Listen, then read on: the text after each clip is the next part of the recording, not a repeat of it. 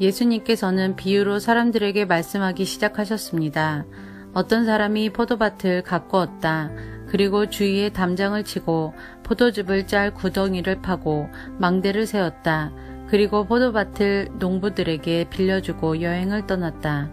때가 되자 주인은 농부들에게 종을 보내어 포도밭에서 난 자기 몫의 수확물을 가져오게 했다. 그러나 농부들은 그 종을 붙잡아 때린 후 빈손으로 쫓아버렸다. 다시 주인은 다른 종을 그들에게 보냈다. 그러자 그들은 그의 머리를 때리고 깔보고 업신여겼다. 다시 주인은 다른 종을 보냈다. 그러자 그들은 그 하인을 죽였다. 다른 많은 종들을 보냈지만 농부들은 때리기도 하고 죽이기도 하였다. 주인에게는 한 사람이 더 있었는데 바로 그의 사랑하는 아들이었다. 결국 주인은 아들을 농부들에게 보내면서 말했다. 농부들이 내 아들은 존중할 것이다. 그러나 농부들은 서로 말했다. 이 사람은 주인의 상속자이다. 어서 그를 죽이자. 그러면 유산이 우리의 것이 될 것이다. 농부들은 아들을 잡아다 죽인 후 포도밭 밖으로 던져버렸다. 포도밭의 주인이 이제 어떻게 하겠느냐? 그는 포도밭에 가서 농부들을 다 죽이고 포도밭을 다른 농부들에게 줄 것이다. 이런 성경 말씀을 읽어보지 못했느냐? 건축자들이 버린 돌이 집 모퉁이의 머릿돌이 되었다. 이는 주님께서 하신 일이다. 이것이 우리 눈에 놀랍지 않은가? 그들은 이 비유가 자기들을 빗대어 하신 것임을 알고 예수님을 체포하길 원했습니다. 그러나 백성들을 두려워하여 예수님을 두고 떠나가 버렸습니다. 그들은 예수님의 말씀에서 트집을 잡으려고 바리새파 사람과 헤롯 당원 몇 명을 예수님께 보냈습니다. 그들이 와서 말했습니다. 선생님, 우리는 선생님께서 진실한 분이시며 아무에게도 얽매이지 않으신다고 알고 있습니다. 선생님께서는 아무도 부당하게 대하지 않으시고 하나님의 길을 진리로 가르치십니다. 가이사에게 세금을 내는 것이 옳습니까? 내지 않는 것이 옳습니까?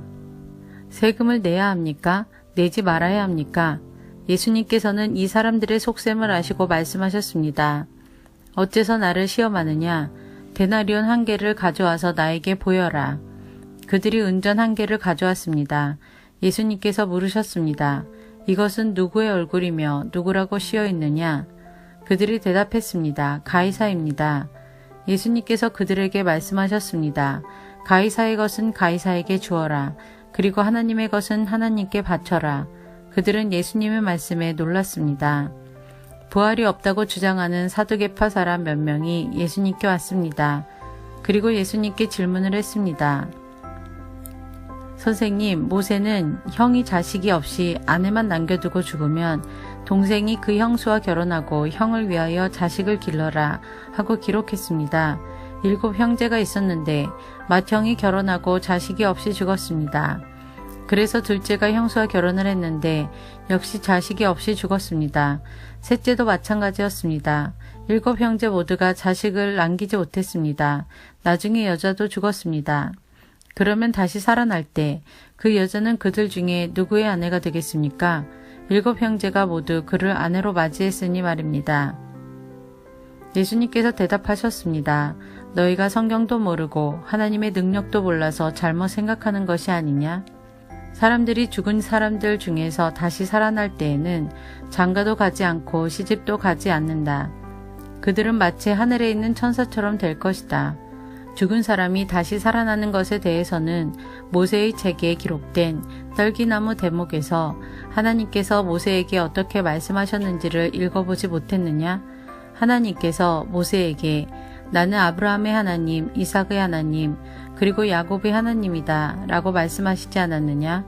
하나님께서는 죽은 사람들의 하나님이 아니라 살아있는 사람들의 하나님이다. 너희가 크게 잘못 생각하고 있다. 율법학자 가운데 한 사람이 다가와서 논쟁하는 것을 들었습니다. 예수님께서 사두개파 사람들에게 잘 대답하시는 것을 보고 그가 물었습니다.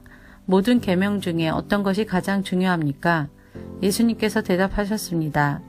가장 중요한 계명은 이것이다. 이스라엘아 들어라. 주 우리 하나님은 한 분이시다.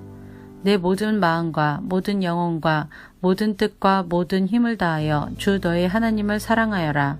2번째로 중요한 계명은 이것이다. 내 이웃을 내 몸같이 사랑하여라. 이 계명들보다 더 중요한 계명은 없다. 율법학자가 예수님께 말했습니다. 옳습니다, 선생님. 하나님께서는 한 분이시고 그 외에는 다른 신이 없습니다.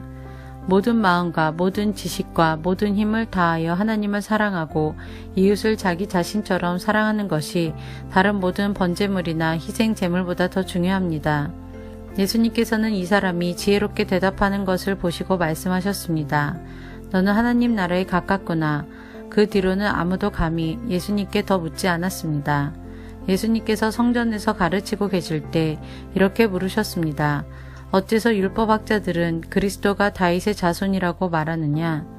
다윗 자신은 성령으로 이렇게 말하였다. 여호와께서 내 주님에게 말씀하셨다. 내가 내 원수들을 내 발 아래 굴복시킬 때까지 내 오른쪽에 앉아 있어라. 다윗 자신도 그리스도를 주님이라고 부른다. 그런데 어떻게 그리스도가 다윗의 자손이 되겠느냐?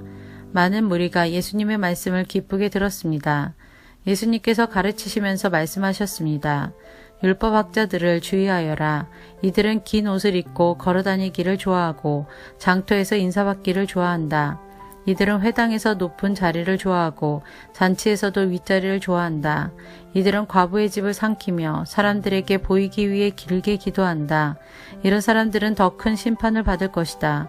예수님께서 헌금함 맞은편에 앉으셔서 사람들이 어떻게 헌금하는가를 보셨습니다.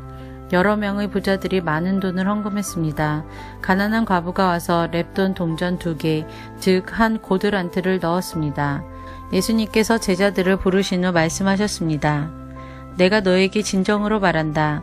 이 가난한 과부가 헌금함에 돈을 넣은 다른 모든 사람들보다 더 많이 헌금을 하였다.